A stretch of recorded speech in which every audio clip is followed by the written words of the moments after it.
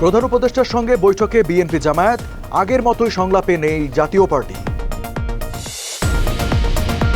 কখনোই ভোট করবেন না ডক্টর ইউনূস, দুর্নীতিমুক্তদের নির্বাচন করার পরামর্শ।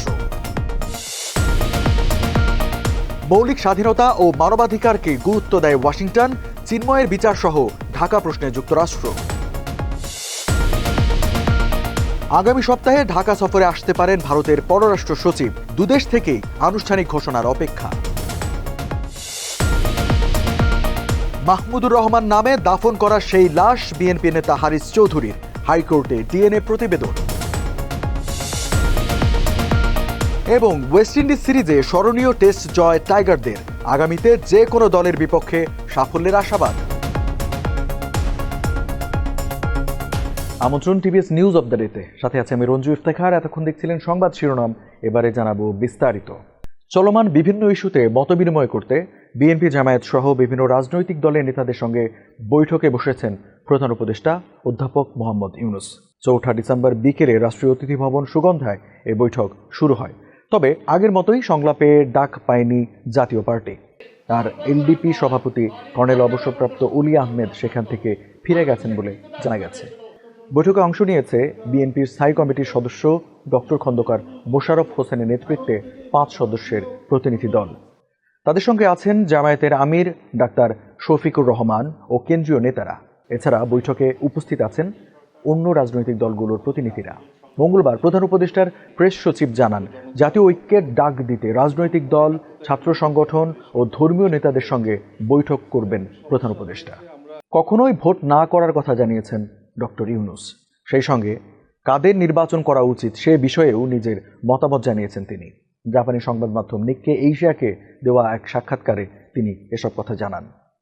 সাক্ষাৎকারটি সম্প্রতি প্রকাশিত হয়।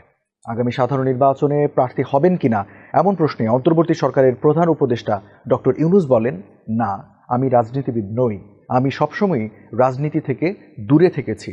রাষ্ট্রের যেসব ব্যক্তি নীতি নৈতিকতা সমুন্নত রাখেন, নিয়মকানুন মেনে চলেন এবং নিজেকে দুর্নীতিমুক্ত রাখেন, তাদেরই নির্বাচনে দাঁড়ানো উচিত।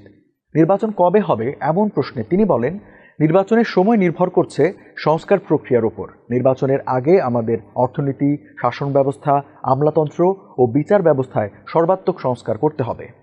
যুক্তরাষ্ট্রের সঙ্গে সম্পর্ক আছে এমন দেশগুলোতে মৌলিক স্বাধীনতা ও মৌলিক মানবাধিকার নিশ্চিত করার উপর জোর দিয়ে আসছে ওয়াশিংটন। ৩রা ডিসেম্বর যুক্তরাষ্ট্রের পররাষ্ট্র দপ্তরের নিয়মিত ব্রিফিংয়ে উপপ্রধান মুখপাত্র বেদান্ত প্যাটেল একথা বলেন। এক প্রশ্নের জবাবে তিনি জানান, যেসব দেশের সরকারের সঙ্গে তাদের সম্পর্ক আছে তাদের প্রত্যেকের ক্ষেত্রে ওয়াশিংটনের অবস্থান একই রকম, আর তা হল মৌলিক স্বাধীনতার প্রতি শ্রদ্ধাশীল থাকা, ধর্মীয় স্বাধীনতা ও মৌলিক মানবাধিকারের প্রতি শ্রদ্ধাশীল থাকা। চিন্ময় কৃষ্ণ দাস গ্রেপ্তার নিয়েও ব্রিফিংয়ে একটি প্রশ্ন করা হয়। এ নিয়ে জবাবে প্যাটেল জানান, এ বিষয়ে তার বিস্তারিত জানা নেই, তবে যারা আটক থাকবেন তাদের পক্ষ থেকেও যথাযথ প্রতিনিধিত্ব থাকতে হবে। তাদের মৌলিক স্বাধীনতা ও মানবাধিকার নিশ্চিত করতে হবে। নানা ইস্যুতে আলোচনার জন্য চলতি মাসেই ঢাকায় আসতে পারেন ভারতের পররাষ্ট্র সচিব বিক্রম মিস্ত্রি। সবকিছু ঠিক থাকলে 10 ডিসেম্বর ঢাকায় পৌঁছাবেন তিনি। তবে এই বিষয়ে আনুষ্ঠানিকভাবে এখনও কোনো ঘোষণা দেয়নি দুদেশ। আওয়ামী লীগ সরকারের পতন এবং 5 আগস্ট থেকে ভারতে অবস্থানরত শেখ হাসিনার পতনের পর এটি হবে ভারত সরকারের সচিব পর্যায়ের কোনো কর্মকর্তার প্রথম সফর। উভয় দেশের সফর প্রস্তুতির সঙ্গে সংশ্লিষ্ট ব্যক্তিদের বরাত দিয়ে এই তথ্য জানিয়েছে হিন্দুস্তান টাইমস।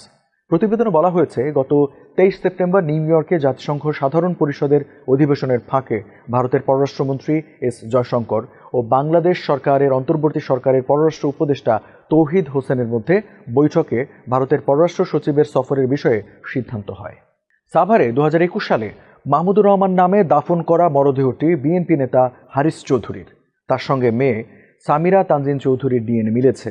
এমন প্রতিবেদন উপস্থাপনের পর হারিস চৌধুরীকে তার শেষ ইচ্ছা অনুযায়ী জন্মস্থানে দাফন করার অনুমতি দিয়েছেন হাইকোর্ট। 4 ডিসেম্বর বিচারপতি ফাহমিদা কাদের ও বিচারপতি মুবিনা আশরাফের সমন্বয়ে গঠিত হাইকোর্ট বেঞ্চ এ সংক্রান্ত আবেদন মঞ্জুর করে আদেশ দেন। এর আগে হারিস চৌধুরীর মেয়ে সামিরা তানজিন চৌধুরীর করা এক রিটের প্রাথমিক শুনানি নিয়ে গত 5 সেপ্টেম্বর হাইকোর্ট রুল সহ আদেশ দেন। সাভারের একটি মাদ্রাসার কবরে মাহমুদুর রহমান নামে সমাহিত হারিস চৌধুরীর মরদেহ তুলে ডিএনএ পরীক্ষা করতে নির্দেশ দেন হাইকোর্ট।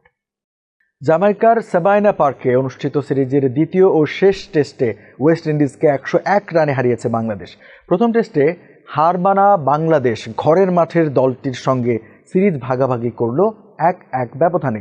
এই জয়ে দীর্ঘ অপেক্ষা ফুরালো তাদের। 15 বছর পর ওয়েস্ট ইন্ডিজের মাটিতে টেস্ট জিতল বাংলাদেশ। টাইগারদের ব্যাটিং ব্যর্থতাতে প্রথম টেস্টে হারতে হয় বড় ব্যবধানে। দ্বিতীয় টেস্টের প্রথম ইনিংসেও ছিল একই চিত্র, কিন্তু এরপরই হাওয়া বদল। নাহিদ রানার আগুনে বোলিংয়ে ক্যারিবীয়দের অল্প রানে গুটিয়ে দিয়ে ব্যাট হাতে লড়ার সাহস পেয়ে যায় বাংলাদেশ।